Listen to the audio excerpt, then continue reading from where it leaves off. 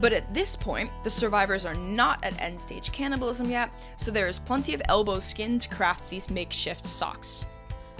God, that's hard to say without cringing. Oh, who am I kidding? This stuff is fascinating.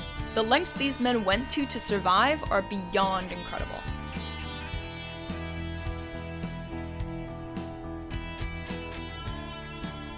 Welcome to A Popular History of Unpopular Things, a podcast that makes history more fun and accessible. My kind of history is the unpopular stuff. Disease, death, and destruction. If it's bloody, gross, or mysterious, I'll cover it. Today's episode is one I said I'd do from the very beginning. Today, we're going to take a look at what happened to Uruguayan Flight 571, which crashed into the Andes Mountains in Argentina, and only 16 of the 45 people on board survived.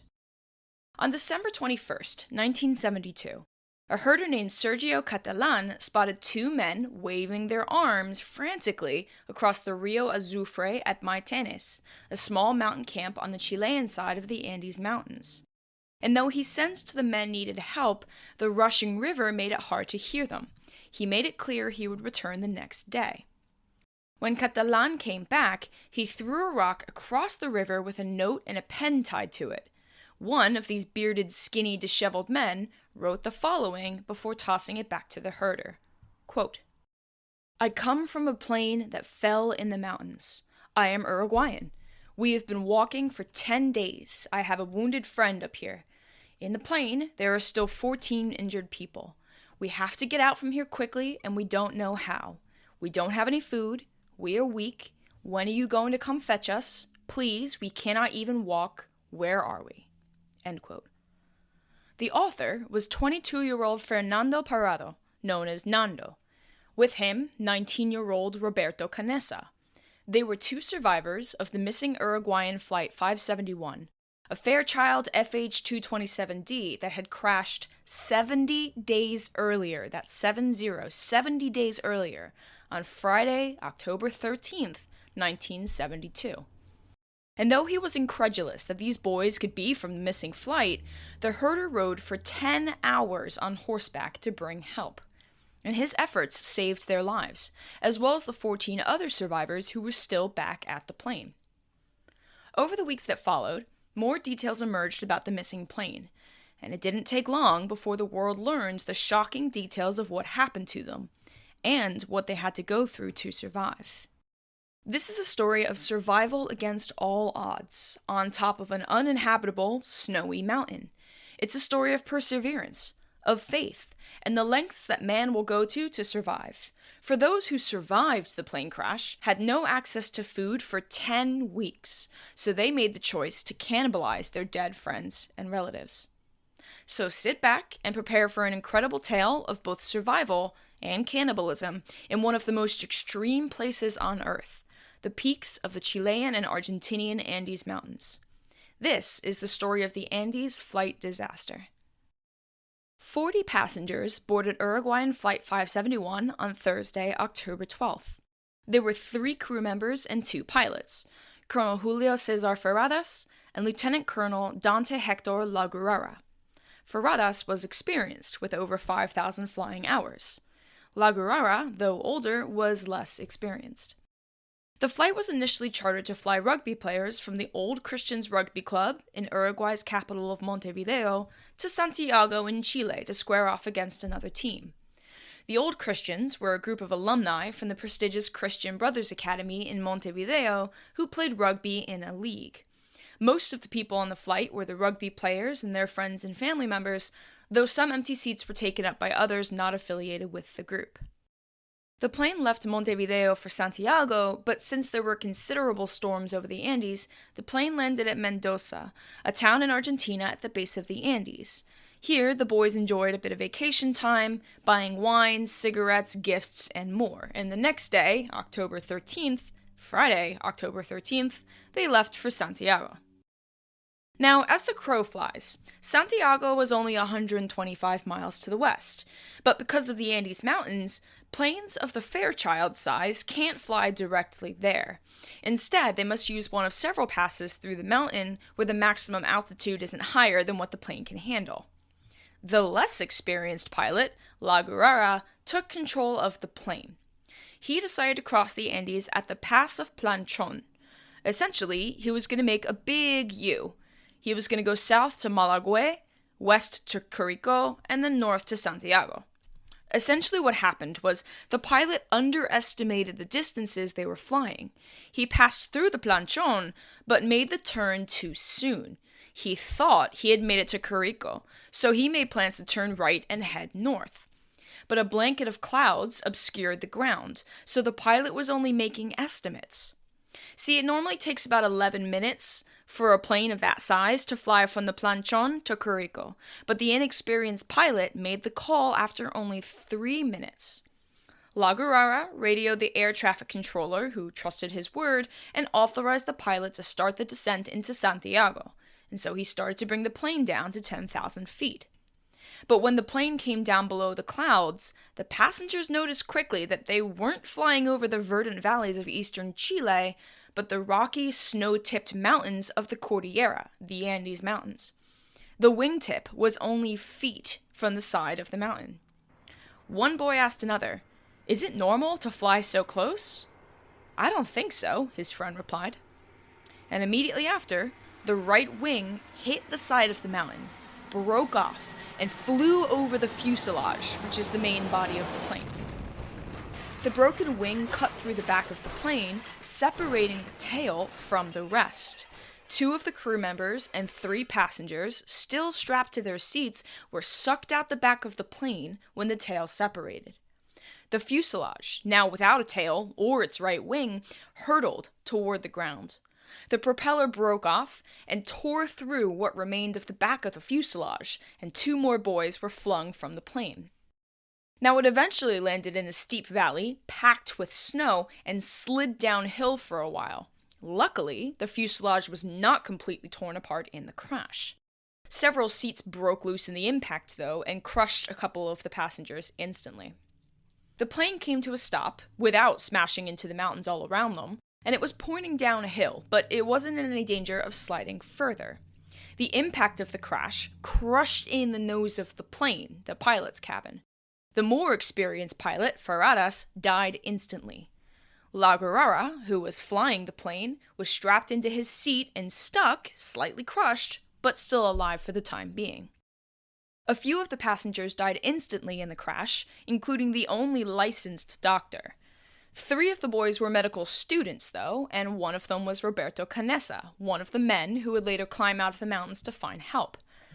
Canessa had had the most training of the 3, but it was only 2 years' worth, which is about a third of what was needed to be licensed. There were some pretty gruesome injuries. Lots of head wounds, lacerations, and even impalements. One, Enrique Platero, had a metal pipe sticking out of his stomach. Zerbino, one of the medical students, pulled the pipe out, and with it came 6 inches of the boy's intestines. Another, Rafael Echevarren, had half of his calf muscle ripped off, and it was wrapped around the front of his leg in front of his shin. Those who weren't completely in shock helped out the best they could, using items from around the wreck of the plane to staunch the bleeding or help clean up the blood. Even Platero, with his intestines protruding from his gut, tied a shirt around his injury and set off to help some of the other boys. Some, though they survived the initial crash, died in the hours after. Canessa, for example, was sat next to a boy named Fernando Vasquez, who had suffered some sort of broken leg, as far as Canessa could tell. So Canessa went on to help other people, but when he returned to Vasquez, he realized it wasn't a broken leg, but a severed leg. The propeller had cut it in half when it tore through the fuselage, and he bled out and died. And shortly thereafter, because, it couldn't get any worse, it started to snow. So to make room in the mangled remains of the fuselage, the survivors got to work separating the living and the dead. Those who had died were moved outside into the snow to make room for the living. Nando, the other boy who hiked out to safety and got help, had been knocked unconscious in the crash. He had a pretty gnarly head wound. The boys all assumed that he would die, so they moved him near to the door, his head laying in the snow. Ironically, this act probably saved Nando's life. The ice, the snow, stopped his brain from swelling too much, and he ended up waking up from his coma 3 days later. After sorting the bodies and making room inside for the living, the survivors then went to the cockpit to see if they could radio out for help. There was a wall of seats loosened by the crash, blocking the entrance to the cockpit, but they did hear sounds of life inside, so one of the boys went around to the outside of the plane to see who was still alive in there. Both pilots were strapped up tight in their seats, but they saw that La Guerrera was still alive. He begged for help, but there wasn't much they could do to help him other than feed him snow through the broken glass. Not only was he stuck strapped to his seat, but the cockpit was so badly crushed that there was no way to get him out anyway. La Guerrera was in shock, and all he could repeat was, "We passed Curico, we passed Curico." But, of course, they hadn't passed Curico. They had only just passed the Pass of Planchon, and were stuck in the Andes Mountains on the Argentinian side. But unfortunately, for the rest of the survivors, the pilot's insistence that they had passed Curico and made it to Chile meant that for the entirety of the 72 days that the plane went undiscovered, the survivors believed they were in Chile. They were under the impression that on the other side of the mountains, to the west, were beautiful green valleys and the help that they desperately needed, when in reality, it was just more of the terrible and beautiful Andean mountain range. By the end of that first day, 32 people had survived the crash. Now, obviously, when the flight never landed in Santiago as expected, searches began for the now missing plane. It made the news by 6 o'clock that night, and several rescue groups flew over their last known position looking for them, but the search was unsuccessful. They did fly over where the plane had crashed, but from above, the white fuselage was practically invisible, surrounded by all of that snow. 5 more people died overnight on that first day in the Andes, including the injured pilot who made the fatal error that led to the crash. The survivors set about making their fuselage home as spacious as possible, so they removed the debris, including the loose chairs strewn about the cabin. 28 people had to share an area no bigger than roughly 8 feet by 10 feet. For my non-American friends, it was 2.5 meters by 3 meters, smaller than most rooms. For 28 freezing people in the Andes. And it's not like the fuselage was sealed off, it was ripped apart in the back. The side facing up was towards the mountain peaks. So to keep out the cold, they used luggage, seats, cushions, and even snow to seal off the open wall of their shelter. And that was something they would have to do every night before bed to try and keep the cold air out. They often had to improvise to survive up there. One of the boys, Fido Strauch, used sheet metal that they found under the seats to melt the snow. Snow placed on the metal would melt from the heat of the sun, which would drip into empty bottles placed below. In this regard, at least, the survivors had an abundance of water. Food would be another story. Now Fido, more formally known as Adolfo, was on the flight with his cousin Eduardo. They were both well-liked and respected boys amongst the rugby crowd. Fido later went on to improvise 3 pairs of sunglasses out of the pilot cabin's visors, wires, and a bra strap. Pretty inventive. This was done, by the way, to help with snow blindness. If you missed my first episode on the Donner Party, snow blindness is where the light reflecting off of the white snow can potentially blind you, either temporarily or permanently based on how long you're exposed. It may look nice and white and shiny, but the UV rays bouncing straight into your eyes can do some serious damage. In 1846, when leading a party to help over the Sierra Nevada mountains, the Donner Party, the only man who knew the way out succumbed to snow blindness, had to stay behind on the trail, and died in the mountains from hypothermia, dramatically changing the outcome of that expedition. Snow blindness is no joke. After 8 days, another survivor died, Susana Parado, Nando's sister. He had recovered from his coma after a few days and found out that his mother died in the crash. His sister, though alive at the time, was in bad shape, and he stayed with her, helping her until she passed. So now there are 27 survivors trying to live in a tiny, mangled plane over 11,000 feet in altitude, shivering in nighttime temperatures of around negative 22 degrees Fahrenheit, which is negative 30 Celsius. Most of them had never even seen snow before. And though they had ample water, they lacked food, medicine, and other basic mountain survival gear like warm clothes or snowshoes. After 8 days, on October 21st, the search was officially called off. The survivors had access to a radio, one-way radio, unfortunately, so they even heard the news that they were just lost and nobody was looking for them. What a soul-crushing thing to have to hear. And this news had a divisive effect. Some became lethargic and just waited for death, while others were doubly determined to find their own way out. But the problem, as it so often is in survival situations, was access to food. When the plane crashed, the survivors had little to eat. They had a handful of chocolate bars, a singular tin of mussels, a few jams of jar, some almonds, a bit of dried fruit, and a few bottles of wine. That's it. For 28 people. That's what some people eat in a day. The leaders of the group enforced a ration, which everyone followed, but you can imagine that they ran out of food pretty quickly. Now, when you're in a survival situation, it's best to think of the rule of threes. 3 hours, 3 days, 3 weeks. You can survive 3 hours without shelter in a harsh environment.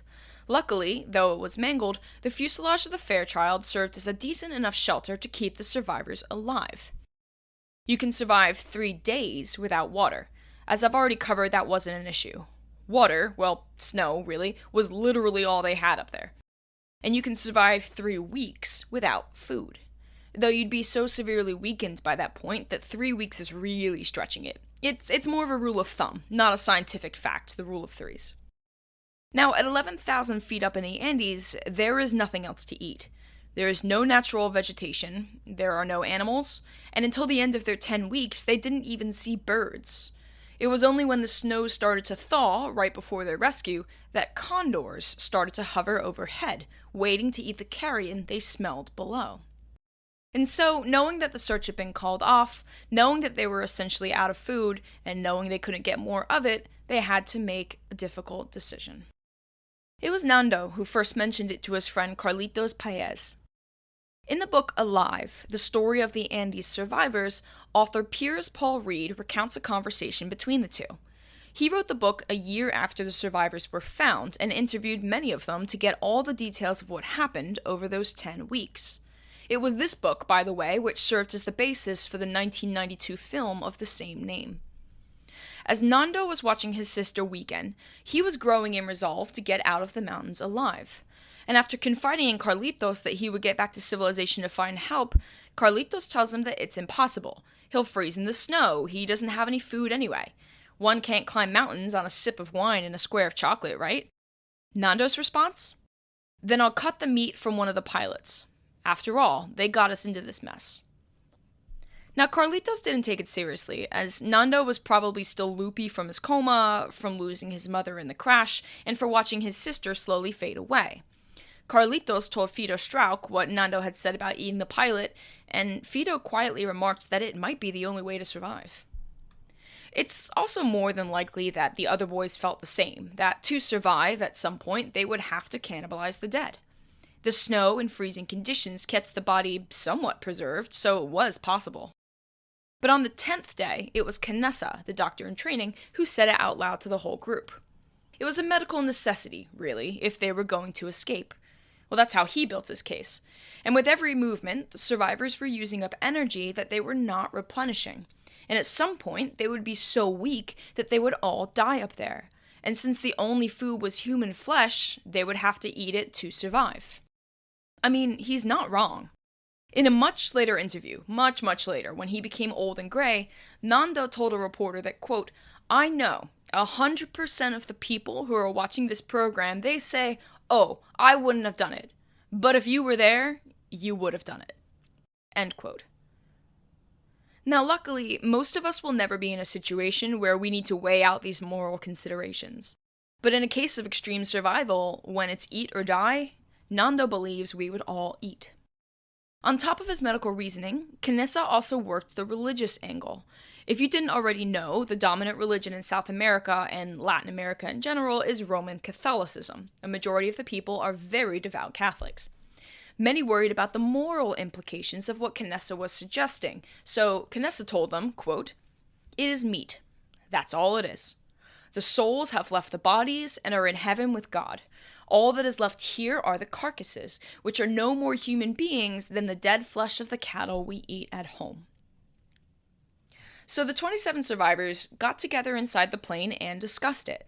Canessa, Fito, and others argued that it was their moral duty to live, that God wanted them to live, which is why they were still here. And beyond that, they had families at home, friends, girlfriends. They had to get back, not only for themselves, but for their loved ones, and on behalf of the ones who died on top of the mountain. Zerbino, the medical student, went on to say that if he died, he'd want his body to feed the survivors. And encouraged by this, others agreed, and they all eventually made the pact that if they died, their bodies should be consumed to keep the rest alive.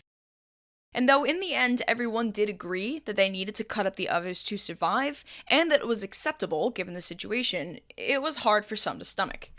A few refused to partake, at first, although they all eventually did. By the end of that 10th day, it was decided. 4 of them took ownership to go outside and get some meat from their fallen friends. It was Canessa, his best friend Daniel Maspons, Zerbino, and Fito Strauch. Most of the bodies were covered in a light layer of snow, but the first body part they saw was someone's buttocks sticking out. So Canessa went over and made the first cut using a piece of broken glass. And though it was frozen, he worked at it, cutting away about 20 slivers, about the size of a matchstick. He brought the meat back to the roof of the plane and left it on the metal in the sun to dehydrate a bit. He went inside to tell the rest that there was meat available, though everyone was reluctant to be the first to go outside. Or perhaps they just weren't ready to face up to it. So Canessa made the first move. He took a sliver of the meat, overcame the revulsion of the act, put the meat into his mouth, and swallowed. Others followed. There were some that just really couldn't get over the taste and texture of raw human flesh, but in order to survive, they had to anyway. When it was possible, they lit a small fire to cook some of the pieces, which they said made it more palatable. But a lack of fuel and kindling, and with strong winds all the time, meant that fires were an infrequent luxury. And other times, they combined a bunch of pieces, including offal meat, the organs, OFFAL, into a stew. But Canessa insisted that cooking them also wasted some of the vitamins and minerals needed, that it destroyed some of the proteins, and it made the meat smaller. Raw, he thought, was best. In a letter to his girlfriend, one of the 27 survivors wrote, quote, "One thing that will seem incredible to you, it seems unbelievable to me, is that today we started to cut up the dead in order to eat them. There was nothing else to do. I prayed to God from the bottom of my heart that this day would never come, but it has, and we have to face it with courage and faith. Faith, because I came to the conclusion that the bodies are there because God put them there, and since the only thing that matters is the soul, I don't have to feel great remorse. And if the day came and I could save someone with my body, I would gladly do it." End quote. The author, Gustavo Nikolic, ends up dying, but the letter was eventually delivered to his novia. It was only after another radio broadcast that confirmed there would be no more search and rescue operations that the holdouts ate the meat. To help further justify it, one of the survivors, Pedro Algorta, said the following, quote, "It's like Holy Communion. When Christ died, he gave his body to us so that we could have spiritual life. My friend has given us his body so that we can have physical life." End quote. So the daily routines now expanded to include cutting and preparing meat for consumption, along with collecting water, tending to the sick and injured, cleaning out the living area, and preparing for a way out. Oh, and because I know some of you are wondering, they did have designated places for having to use the bathroom. They didn't want to do it too close to the entrance of the plane, but they also had to be careful not to pollute their snow and water supply. They tended to go in front of the nose of the plane. Oftentimes at night they couldn't hold their pee, so they would go near to the entrance of the plane, but they attempted to create some kind of order here so as to not spread diseases and maintain a modicum of decency despite the circumstances of, cannibalism. 3 of the boys, medical student Zerbino, Daniel Maspons, and another named Numitir Kadi, who was pretty well liked, went out in search of the tail of the plane. The primary mission was to find the battery, which was stored in the tail, so they could power a radio and hopefully contact the outside world.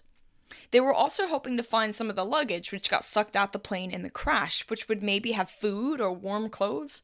Anything, really. This mini-expedition ended up discovering some of the other bodies who fell out the back of the plane when the fuselage was split in half. but they didn't find a radio, or the battery, or the tail, and overall the mission was unsuccessful. Zerbino even temporarily got snow blindness, which contributed to a serious drop in his morale for the rest of the time. The 27 survivors were settling into this horrendous new normal, cannibal survival in the Andes, when disaster struck yet again. On the night of the 17th day, as the survivors were all holed up in the fuselage of the Fairchild, an avalanche washed over them. And as the open part of the plane was facing uphill, the whole thing was filled with snow. Now, luckily for most, a handful of them were awake when this happened. Roy Harley, another of the rugby team boys, couldn't sleep. He had just changed places with another boy who was having trouble sleeping because of a sore on his back, and as Roy was laying on the floor, a shirt over his face, he felt a vibration and heard the unnatural sound of crunching metal. But there was no time to react, because the next second they were all buried in snow. The makeshift wall they rebuilt every night to keep out the cold had collapsed, the freezing temperatures penetrating the interior of their only shelter. Roy was able to free himself, and then he dug for Carlitos, who was laying next to him. Carlitos, now freed from his snowy prison, began helping others, reaching for the hands that were sticking out of the snow. And in a chain, the freed were helping the trapped, until ice started to form on the top layer after a few minutes, further imprisoning those stuck deep underneath it. A few of them were crushed to death when the wall collapsed, and in all, 8 people died in the avalanche, leaving 19 survivors. So the 19 knew that they would soon run out of air trapped in the fuselage, so they had to find a way of burrowing out. They used a pole to poke a hole through the snow roof to see how much snow was covering them, and luckily it wasn't so much that they weren't able to tunnel out.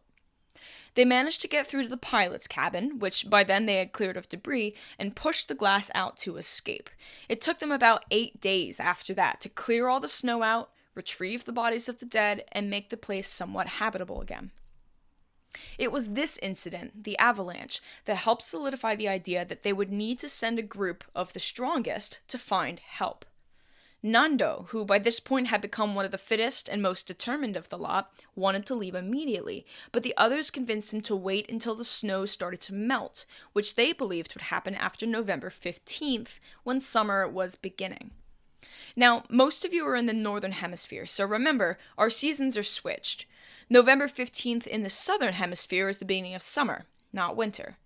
So in the meantime, the boys, and I can say that now because the last surviving female, Liliana, died in the avalanche, tried to figure out who would be part of this expeditionary party that was going to hike to safety and get help. Several boys felt like they were strong enough to be considered. Basically, the only condition was physical fitness. Nando, for example, was the fittest of them all. Canessa was also pretty fit, but for the other members of what they decided would be a 4-person party, they needed to test to see who could handle the snow. So a mini-hike was organized for 3 of them: Antonio Vicentin, Carlitos Paez, and Roy Harley, the one who had helped rescue the first of the survivors stuck in the avalanche. But the test didn't go very well. Carlitos struggled with the conditions and repeatedly asked to be left behind. He was the youngest of the whole group, by the way. He was only 17 years old. Roy Harley's spirit broke, and he fell into fits of crying, and Vicentin grew resentful at having to keep them going. They did find some food and other resources, like some aluminum containers they could use to collect water, a tiny bit of instant coffee inside of a jar, and a garbage bin with a bit of broken candy stuck to the bottom. They ate the candy and brought the bin back to camp, thinking it might be helpful. And it was decided that Carlitos and Roy Harley would not be in the real expeditionary group, but Vicentin could hack it.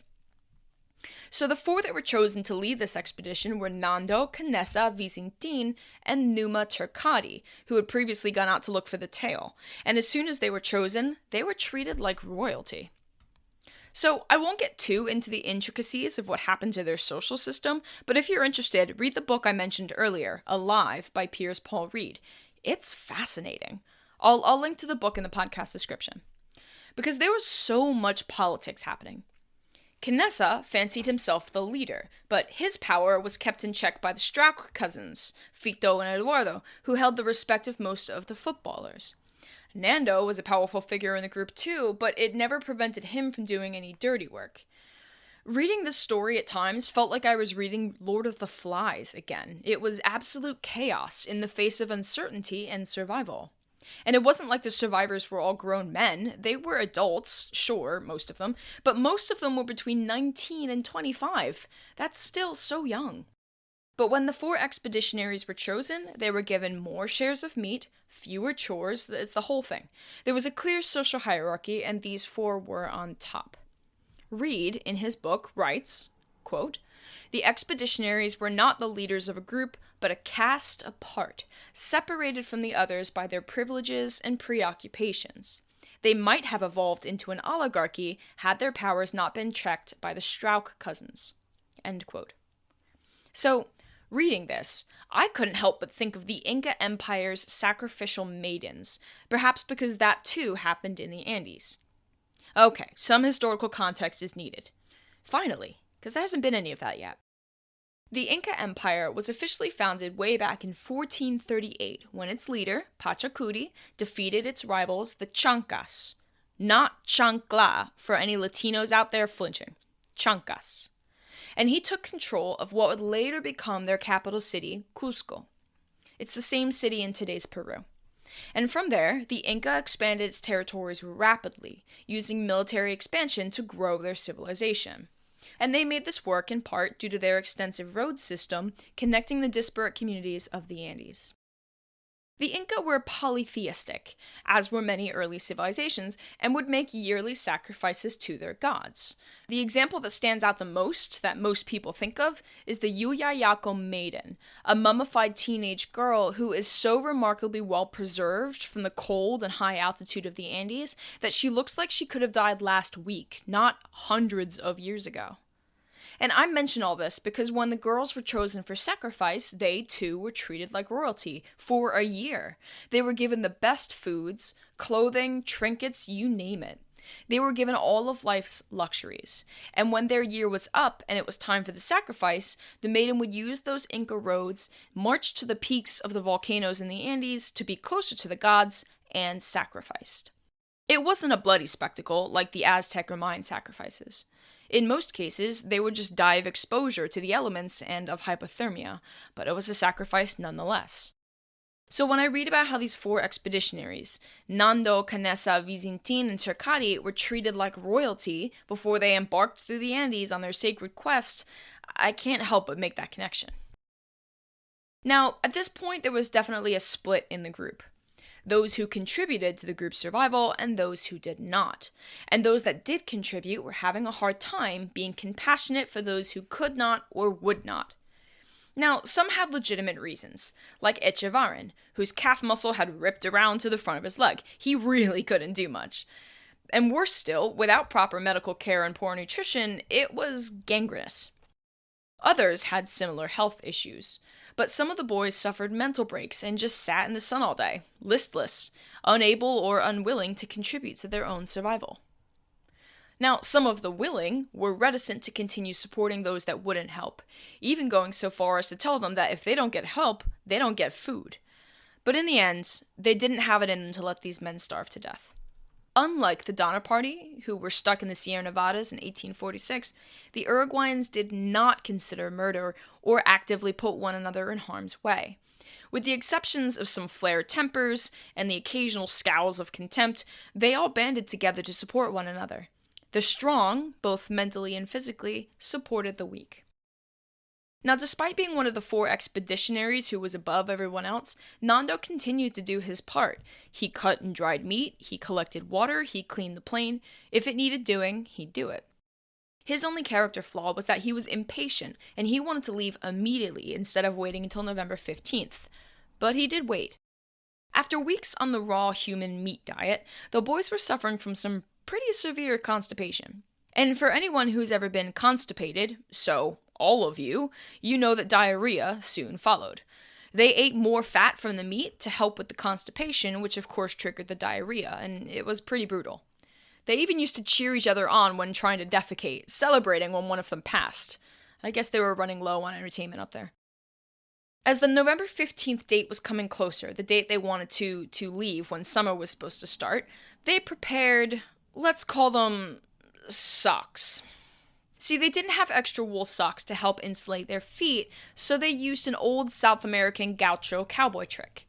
The gauchos were cowboys, most commonly from Uruguay and Argentina, skilled horsemen and symbols of strength and bravery on the pampas.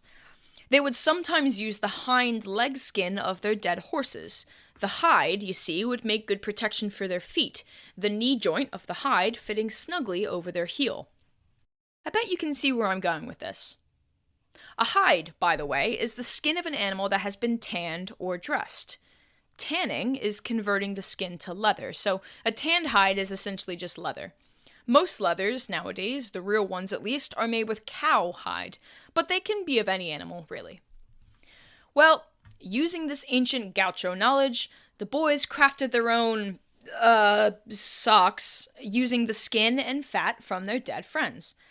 The elbow and forearm worked really well. You see, the elbow skin and that natural bend would fit over the heel, and the rest of the skin would be sewn together to form a covering, a sock, if you will. It's quite ingenious, really. Grotesque, sure, but hey, it's survival. You do what you gotta do. Now, before you start thinking back and saying, hey, Kelli, didn't you say they ate the flesh of their friends? I will refer you to my previous episode on the Lost Franklin expedition, where I lectured you on the stages of cannibalism. At this point, the 19 survivors had, well, significant choice in meat. After the avalanche, they were focusing on the 8 that died as a result, the fresher bodies, if you will. The bodies from the earlier days are now buried under a lot of snow. They would have to eventually dig to find them, but for now they were not deprived of choice when the meat was rationed properly. So because it wasn't yet a necessity, they were still in the early stages of cannibalism. For those of you who haven't listened to episode 10, the Lost Franklin expedition, go do that. But I'll recap the stages of cannibalism real quick for you. The early stages of cannibalism is eating meat that can be mistaken for any kind of meat. Thighs, arms, calves, the butt, things that, when butchered, don't necessarily look any different. No hands, no feet, not the face, the things that are obviously human. It's psychologically easier to eat meat that, doesn't look like your dead friend. But if things progress and the situation worsens, or if the food supply dwindles even more, cannibalism progresses to end-stage cannibalism. This is when they do eat things like the skin, or organs, or brains, things that are clearly more human-looking. Hands, feet, stuff like that. For the Lost Franklin expedition, there was even evidence that they were cracking open the bones to get to the marrow, some really nutrient-dense things in the center of your bones. This will later happen to our Andean survivors. But at this point, the survivors are not at end-stage cannibalism yet, so there is plenty of elbow skin to craft these makeshift socks. God, that's hard to say without cringing. Oh, who am I kidding? This stuff is fascinating. The lengths these men went to survive are beyond incredible. So while still stuck in the Fairchild, one of the 19 survivors, Arturo Noguera, dies of infection. He had broken both of his legs in the initial crash and never properly recovered. The gangrene eventually took him. It broke their spirits, because they had initially felt that if they survived the avalanche, they would survive the whole ordeal. But Noguera's death reminded them that it wasn't that simple. Hubris would not keep them alive. November 15th rolls around, and our quad readies to leave.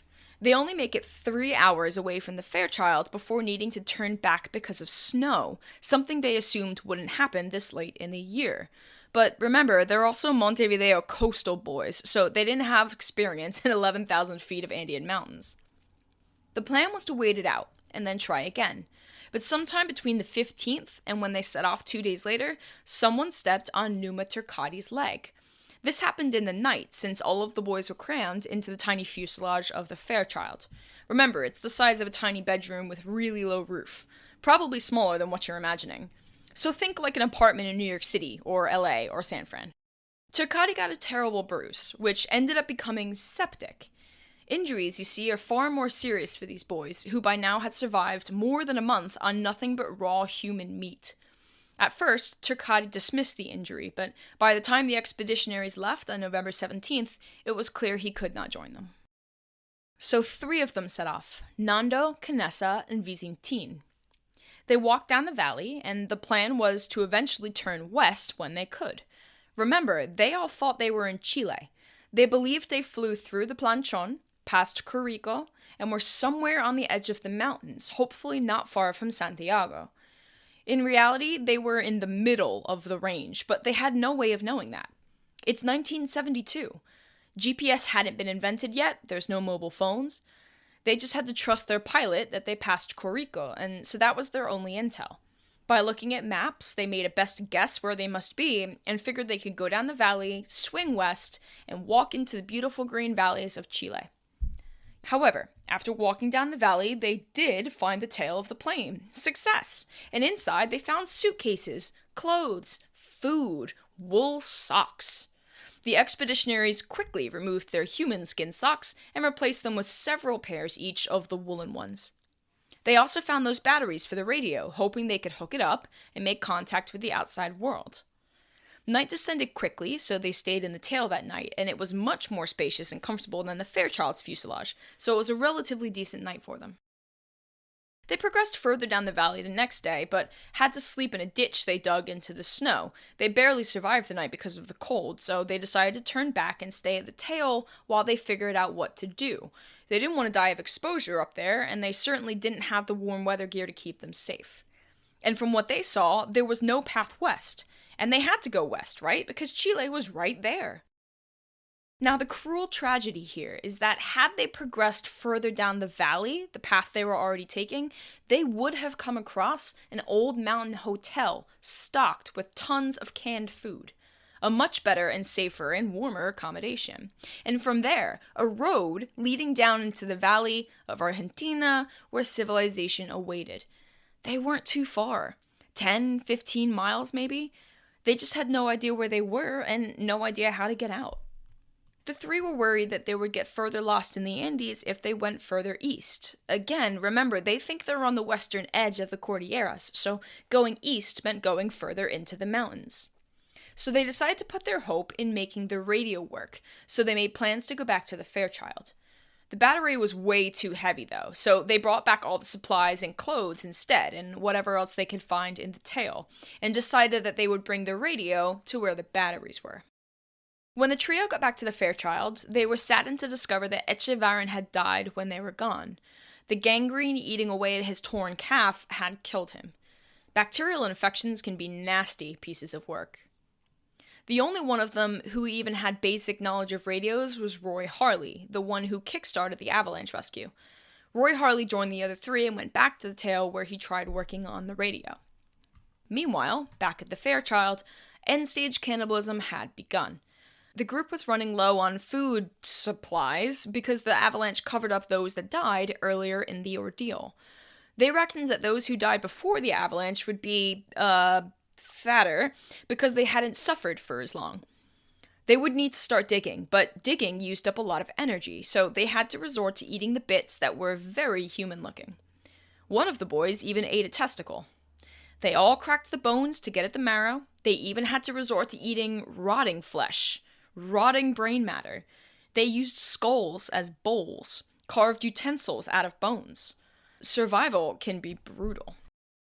Many started to get sick, of course, from eating rotten flesh, but they had already been suffering from constipation and diarrhea up to this point, so they knew well that pained feeling that one feels in the guts before a flare-up.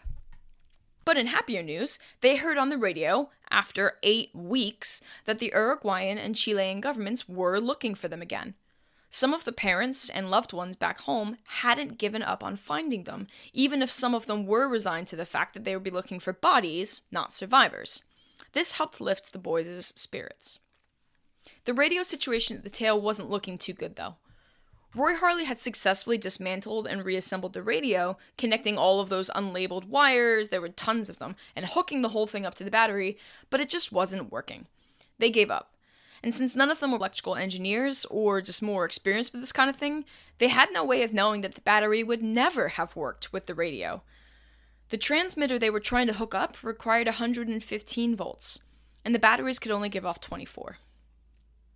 Though they were initially happy to hear the rescue flights would resume, Nando had pointed out that they were likely looking for dead bodies, as it had been 8 weeks by then.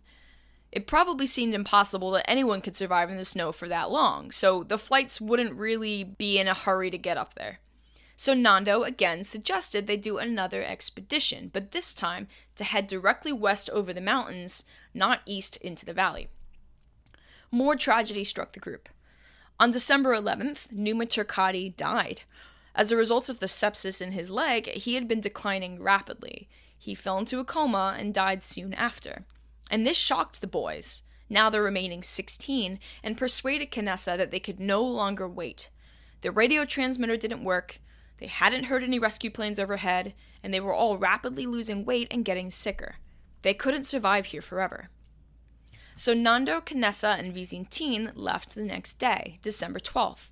They packed enough food for 10 days, brought all the warm gear that they felt they needed, a hammer, a sleeping bag they had fashioned out of plane debris, and more. The plan was to go west over the mountain into Chile, because again, they still don't really know where they are, and they assume that going west over the mountain blocking them in would bring them to civilization. It took them 3 days, but they got to the top. And the plateau up there gave them a beautiful view of the stark landscape of the Cordilleras. But it also caused them great anguish, because when they looked west from the peak, they saw more mountains. Not the lush green valleys they were so sure were there. We now know that they were close to Tinguirarica volcano on the Argentinian side of the Andes, but they were close to Chile, kind of like right on the border. And after debating what to do, they decided to continue west. They would head down into a valley that they saw, following the landscape down until they found a town or a river or anything that would bring them to civilization. Nando and Canessa also made the decision to send Vizintin back. They needed his food rations in case they couldn't get out quickly, and Vizintin was starting to lag behind. They didn't ask him, they just told him what the plan was. And he was fine with it, and happily went back. Vizintin made it back to the Fairchild safely and told the other 13 boys about that plan, and then they all just sat and waited. Nando and Canessa methodically worked their way down the mountainside, sometimes sliding, but other times carefully descending, and by the 6th day they were at the valley they saw and followed it down. Eventually, they found a stream, and then vegetation. For the first time in 65 days, they saw something other than rocks and snow. They happily ate the grass they saw and packed a bunch of it in their pockets. And as they continued down what they later learned was the Rio San Jose, they found a lush valley filled with birds and lizards, more grasses, flowers, all sorts. Canessa even thought he saw cows grazing on the mountainside, though he couldn't be sure.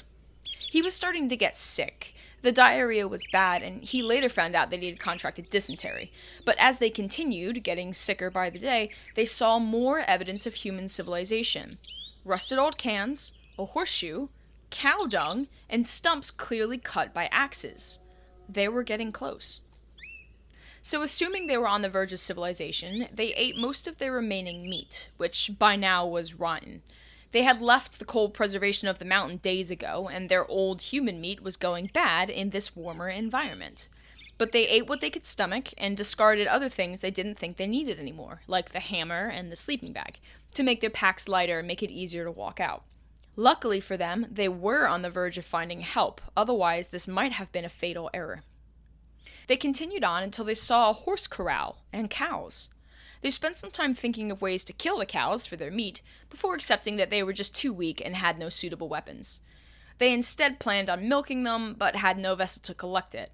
But luckily for the cows, Nando and Canessa didn't need to do either, for 3 horsemen saw them from across the Rio Azufre. One of them was their savior, Sergio Catalan. In the following days, Nando and Canessa got help, and more importantly, food. All 14 of their friends back at the crash site were rescued, alive. They were all brought to Santiago to be checked out, and they all ended up surviving the ordeal. Their families were overjoyed to see them. Many had never given up hope that they would be found alive. But with this joy also came pain for the other 29 who didn't survive and their distraught family members. Now, eventually, the full story came out. At first, the public was uneasy about the cannibalism, and you know how the media can get. But when the boys first spoke to priests who visited them in hospital, they were reassured that the church agreed it was a necessary act. Survival cannibalism. They had not sinned, and their mortal souls were not damned. Now, of course, everyone was asking questions. They were flooded with reporters all of the time. So once they were all well enough, the 16 survivors held a press conference at their old school, the Christian Brothers Academy in Montevideo. The most eloquent of the survivors, Pancho Delgado, was the one to tell the world about their inevitable choice to engage in cannibalism. Here's what he told the press, and keep in mind, this is an English translation of the original Spanish. Quote, "When one awakes in the morning amid the silence of the mountains and sees all around the snow-capped peaks, it is majestic, sensational, something frightening, and one feels alone in the world but for the presence of God. For I can assure you that God is there. We all felt it, inside ourselves, and not because we were the kind of pious youths who were always praying all day long, even though we had a religious education. Not at all. But there, one feels the presence of God. One feels, above all, what is called the hand of God, and allows oneself to be guided by it. And when the moment came when we did not have any more food, or anything of that kind, we thought to ourselves that if Jesus at his Last Supper had shared his flesh and blood with his apostles, then it was a sign to us that we should do the same. Take the flesh and blood as an intimate communion between us all. It was this that helped us to survive, and now we do not want this, which for us was something intimate, to be hackneyed or touched or anything like that. In a foreign country, we tried to approach the subject in as elevated a spirit as possible, and now we tell it to you, our fellow countrymen, exactly as it was." End quote. It did the trick. Nobody was vilifying the boys anymore. The Catholic Church did have to clarify that cannibalism was not a Holy Communion, but they did agree that these boys were not villains but heroes. Everyone understood that it was what had to be done to survive. And as the snow melted, crews went up to the crash site to recover the bodies of the 29 who died, burying them on top of the mountain. The 16 went on to live their lives, with some serious trauma, as you can imagine. Some, like Carlitos Paez, spends his time traveling and speaking about what he went through, trying to help other survivors of traumatic experiences. Others, like Canessa, dedicated their lives to helping others. Canessa himself is now a pediatric doctor.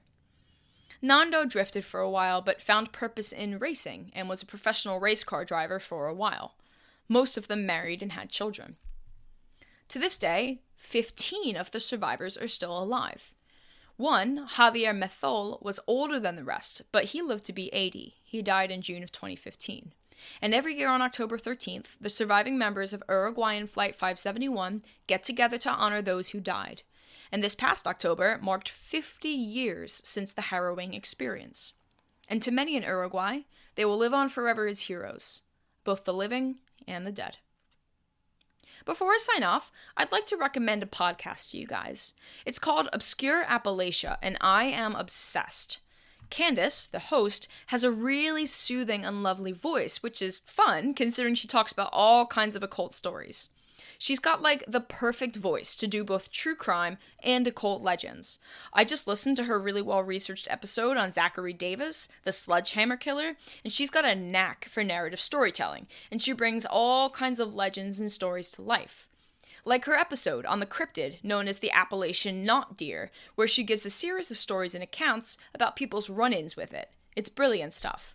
And at the end of each episode, she gives her analysis on whether or not the story falls into the realm of the paranormal. She's a skeptical believer. For someone like me who loves unpopular history, Obscure Appalachia is the perfect thing to binge. Go check it out. Thanks for joining me for this episode of A Popular History of Unpopular Things. My name is Kelli Beard, and I hope you've enjoyed the story of the Andes flight disaster. Thank you for supporting my podcast, and if you haven't already checked out my other episodes, go have a listen. For more cannibalism, go listen to episode 1 on the Donner Party. And if you like snowy winter survival stories, but want to hear about one that ends badly for everyone involved, check out episode 10 on the Lost Franklin expedition. Follow my podcast wherever you listen so you know when new episodes are dropped. And stay tuned for my next episode to get a popular history of unpopular things.